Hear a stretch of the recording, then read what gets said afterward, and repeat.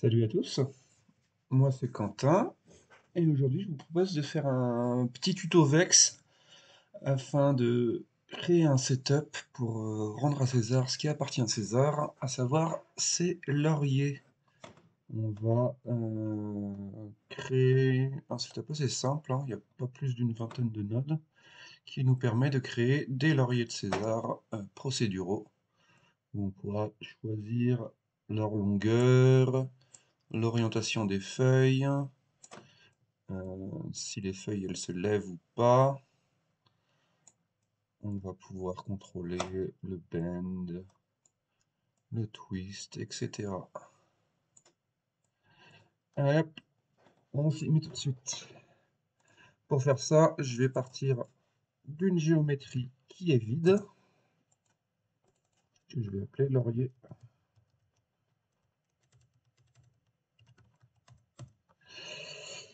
Et la base de notre setup, ça va commencer avec une simple ligne. Je m'embête pas, je la laisse en Y. Je vais augmenter un petit peu sa taille pour qu'elle soit de 2. Puis je vais rajouter un resample derrière, histoire d'avoir un peu plus de points,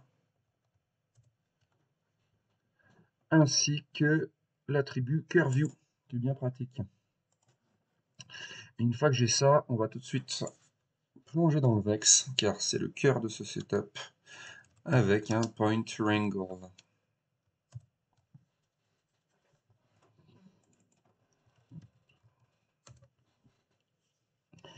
Première chose que je vais faire, c'est donner une normale à mes points.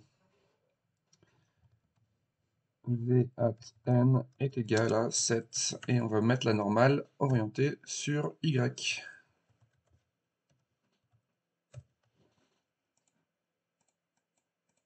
Hop, on a toutes les normales qui sont alignées.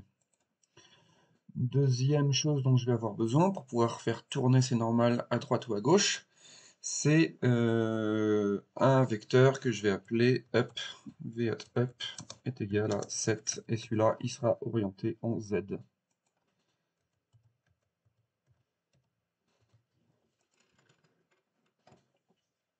Il va me servir à tourner mes normales, et ça me servira aussi lorsque je vais copier les feuilles de laurier sur la ligne pour qu'elles soient bien orientées vers la caméra. Maintenant que j'ai mes vecteurs, je vais avoir besoin d'un angle, pour savoir de combien je les tourne. Ça va être un float angle qui va être égal à un paramètre CHF nommé angle.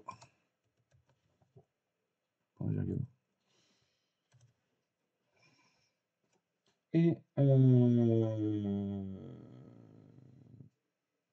pour l'instant, je vais en rester là. Je vais maintenant me concentrer sur la partie magique qui est la rotation en utilisant un quaternion. Donc pour faire ma rotation, je vais devoir avoir besoin d'un vecteur fort, donc d'un quaternion, vecteur fort.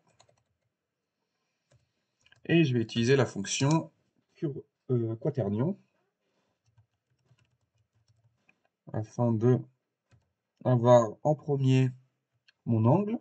Donc ça sera le float angle, mais avant de le mettre dans mon quaternion, il va falloir que je le passe de degrés en radian. Donc j'utilise la fonction radian. Et en deuxième, ça va être l'axe autour duquel ça va tourner, c'est mon vecteur up. Point virgule. Et pour faire tourner mon vecteur n, c'est tout simple, at n est égal à qRotate, pour quaternion rotate. On va faire tourner quoi? On va faire tourner par rapport à... Je vois que je n'ai pas donné de nom à mon vecteur fort, je vais l'appeler rot, pour rotation. Donc, on va tourner avec rot, et on va faire tourner quoi? On va faire tourner notre vecteur n. Point virgule. Il ne se passe rien, parce que rien n'a été créé encore. Je vais créer mon paramètre angle. Et si je rentre une valeur, par exemple, comme 45 degrés, on peut voir que le vecteur a tourné de 45 degrés. Hop. Pour avoir un petit peu plus de facilité pour tester différents angles, je vais éditer l'interface de mon setup pour que mon angle ne soit pas entre 0 et 1, mais 0 et 90 par exemple. Apply, accept, et maintenant, hop, on peut voir que ça tourne. Pour faire mon laurier, par contre, ce que je vais vouloir, c'est une alternance. Un coup, une feuille à droite, un coup à gauche, et ainsi de suite, au fur et à mesure que ça monte. Pour ça, je vais faire une condition. Je vais essayer de voir si le numéro du point est pair ou impair. Et suivant s'il est pair ou impair, je vais inverser mon angle en le multipliant par -1 pour que ça parte une fois à gauche, une fois à droite. Je vais faire ça juste en dessous de mon float angle. Et je vais lui mettre une condition. Si angle divisé par modulo 2 est égal à 0, donc s'il n'y a pas de, s'il est pair, alors ouvrez les crochets, fermez les crochets, angle est multiplié égal par -1. Ce qui fait que dans ce cas-là, on a 45. On aura un coup. Ah, mais que je suis bête. C'est pas l'angle que je veux comparer pour voir s'il est pair ou impair, c'est le numéro du point. Ad pitinum modulo 2 égale 0. Alors, l'angle est multiplié par -1. Je me retrouve maintenant avec mes angles qui s'alternent proprement. Cool.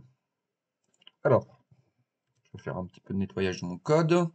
Ça, je fais le setup. Ces vecteurs vont m'être utiles à l'extérieur. Ici, je mets 2 slash et j'indique que c'est orient n, cette partie-là. Voilà pour la première partie de mon code. Deuxième partie, je vais vouloir lever n, car si on regarde de côté, on voit que tous les vecteurs sont parfaitement plats. J'aimerais pouvoir les soulever en z positif, afin de, si j'ai une feuille sur l'autre, qu'il n'y ait pas d'interpénétration et qu'elles se mettent les unes derrière les autres proprement. Tac, on va soulever n. Ça, il va me falloir un autre angle. Float, et je vais l'appeler L angle, est égal à CHF lift angle. En virgule. Hop, je le crée. Il ne veut pas parce que j'ai mis un espace ici. Il faut mettre un underscore. Je vais mettre une valeur constante arbitraire.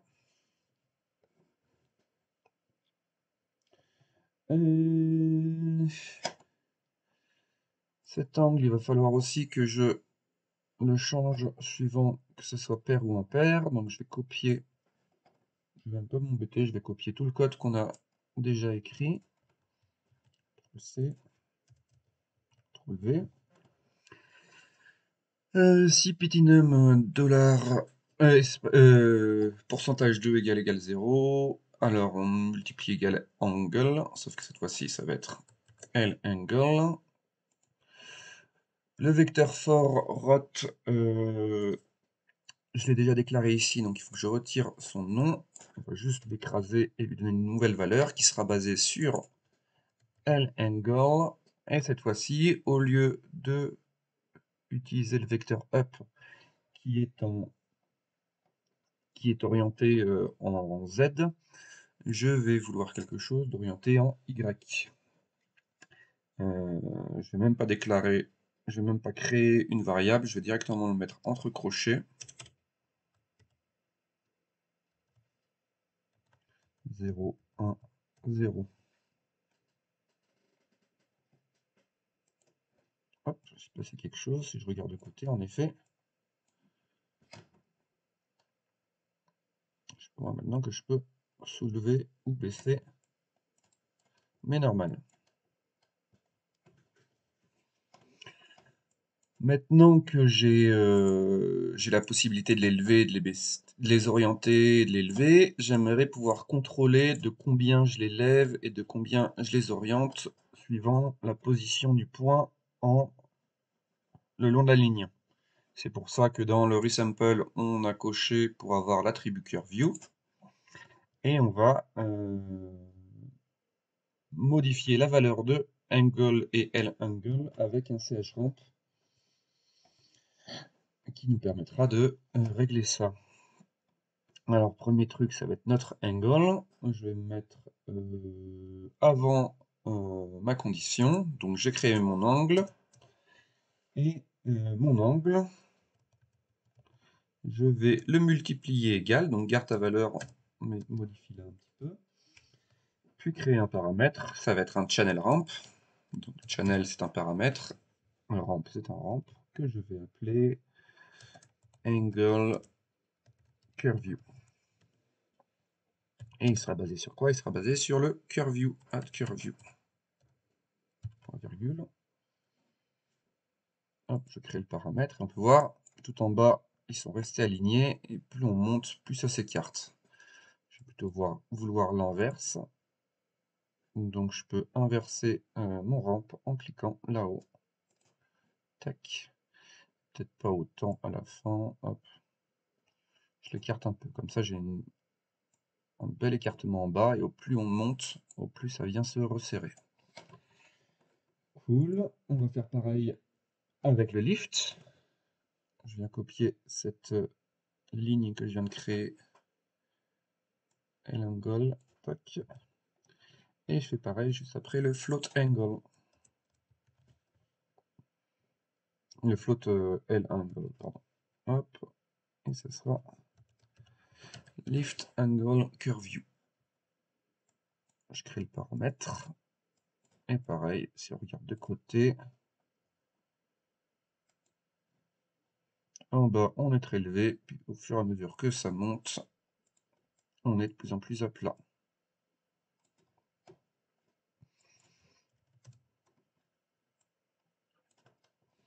Ok. On va se rajouter encore un contrôle ici, pendant qu'on y est. Ça va être pour contrôler le p-scale de nos feuilles. Je veux pouvoir décider de la taille des feuilles et qu'elles soient plus larges à la base qu'au sommet. Troisième partie de mon code. On va créer notre p-scale. Et notre p-scale, ça va être tout simple. Une seule ligne. @p-scale va être basé sur quoi? On va utiliser le curveView pour pouvoir le définir. On va faire ça dans un ramp, chramp. Hop, curveView, p-scale. Basé sur le @curveView. Point virgule à la fin. Mais je souhaite avoir un peu plus de contrôle sur ce p-scale, parce que je ne veux pas forcément qu'il aille entre 0 et 1. J'aimerais pouvoir définir une valeur minimum et une valeur maximum. Pour ça, je vais le faire à la ligne, comme ça ce sera un peu plus clair. @p-scale est égal à la fonction fit01, car le résultat du ramp est entre 0 et 1. Fit01 de quoi? De @p-scale. Et qu'est-ce que tu veux comme valeur de sortie minimum et maximum? En valeur de sortie minimum, je vais me créer un channel float que je vais appeler p-scale min et un channel float que je vais appeler p-scale max.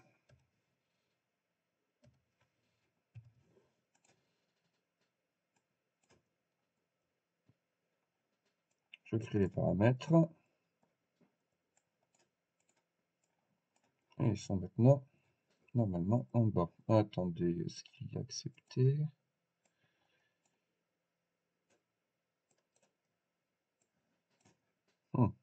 Je ne vois pas les paramètres. Qu'est-ce que j'ai oublié? 1, 2, ça a l'air d'être bon pourtant.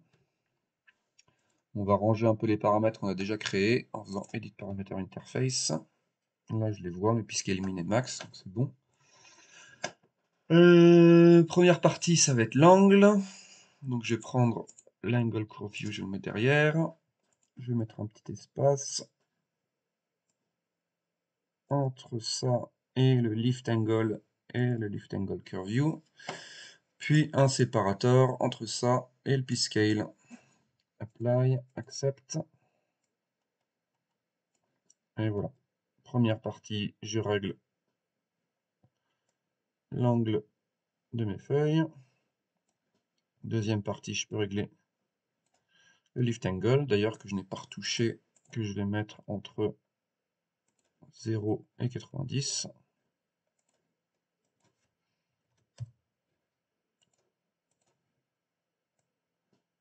Hop. Le lift angle. Et le p-scale min et max, pour l'instant je vais mettre entre 0,1 et 0,4 et on reviendra dessus si nécessaire. Voilà pour la partie la plus difficile. On va maintenant modéliser une feuille toute simple. Pour ça, je vais partir d'une grid. Elle va faire 1 par 1. Elle sera tournée de 45 degrés en Y. Et elle n'aura que 2 rangs et 2 colonnes. Pour avoir juste un petit cube tout simple. Ce cube, pour lui donner un peu plus une forme de feuille, je vais l'écraser. Enfin, je vais le rescaler en Z.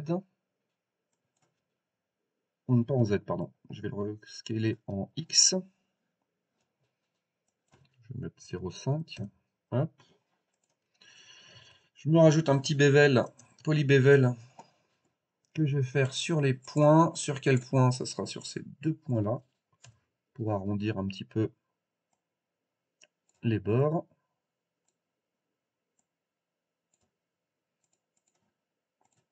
Et dernière chose que je vais faire, je vais déplacer toute ma feuille en Z positif pour que la base de ma feuille soit au niveau des points. Pour ça, je vais utiliser un match size. Ils l'ont un petit peu changé sous Houdini 19. Je vais mettre en Justify Location and Size. Oh, pardon. Oui, c'est ça. Location and Size. Et sous Justify Z, je vais me mettre en minimum. Et maintenant, si je copie to point ma feuille, hop, sur ma ligne, je devrais avoir un truc intéressant. Je vois que dans mon setup, il faut que j'inverse le ramp de mon p-scale. Hop. Je vais réduire un petit peu la taille maximum. Et je peux voir que j'ai ma feuille. Je peux venir régler l'écartement des feuilles. Venir régler aussi de combien elles se lèvent. Je vais réduire ça un petit peu. Monter un peu jusqu'au bout.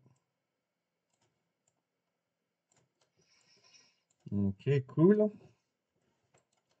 Il me reste plus qu'à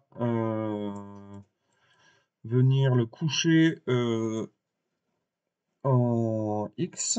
Je vais faire ça après le setup avec un petit transform. Voire même je peux tout faire après le copy to point. Non, je vais le faire ici. Transform. Je tourne de -90.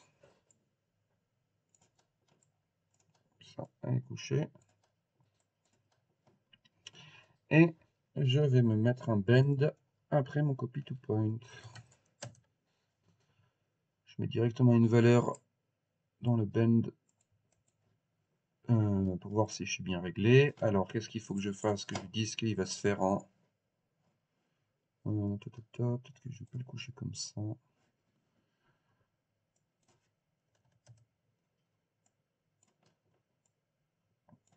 Du coup, je vais rester en -90. Et je vais le tordre en X pour qu'il aille vers le haut. Donc je viens changer la capture direction de Z à X.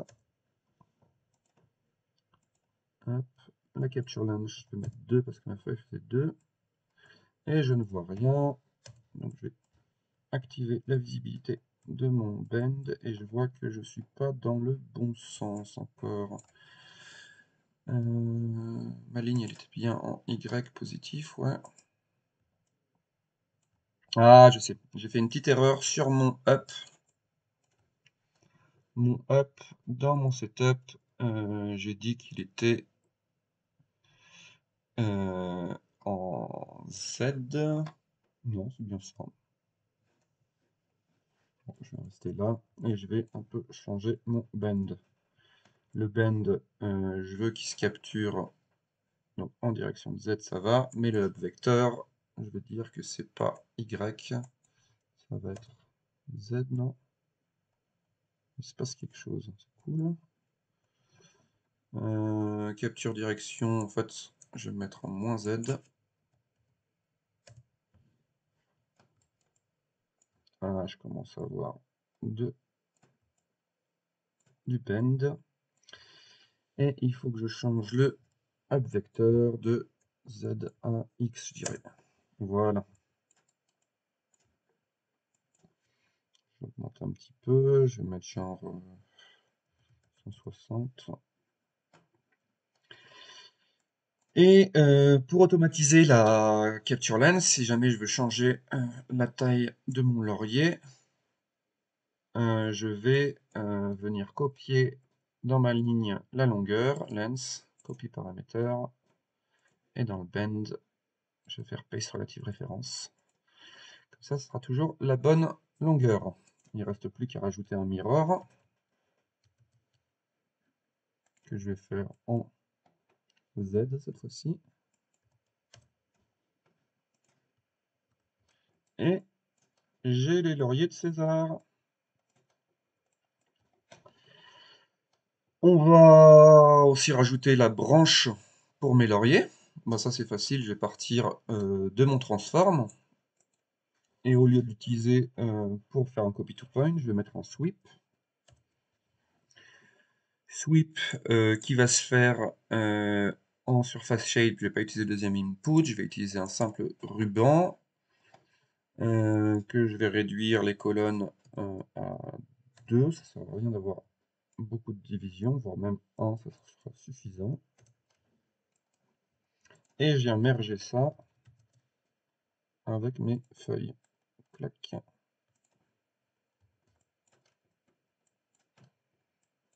Et voilà comment on se fait un joli laurier. Dernière étape, histoire d'avoir tous nos contrôles au même endroit.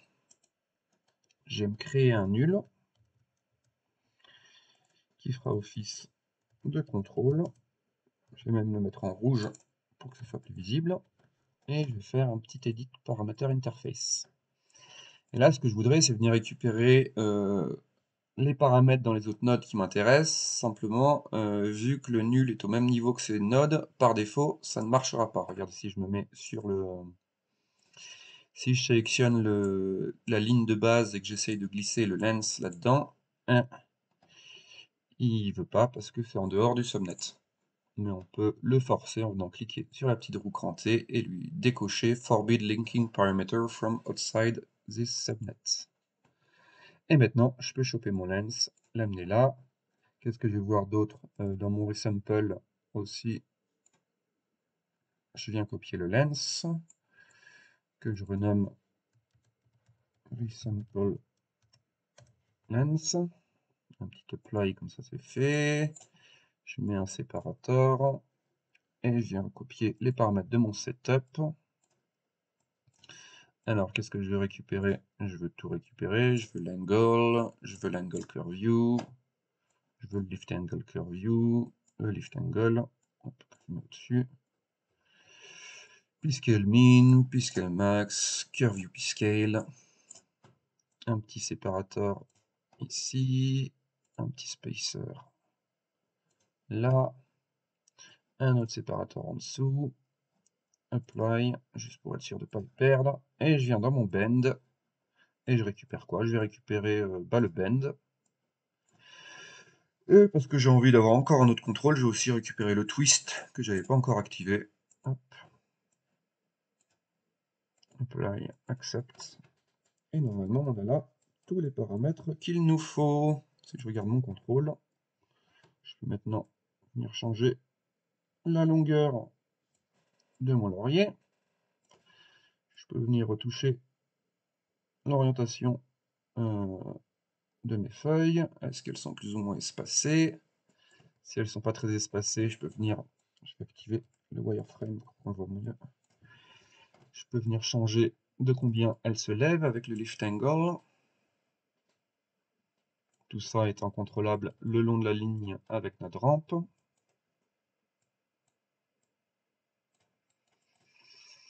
Je peux changer le p-scale si je les veux plus ou moins grosses.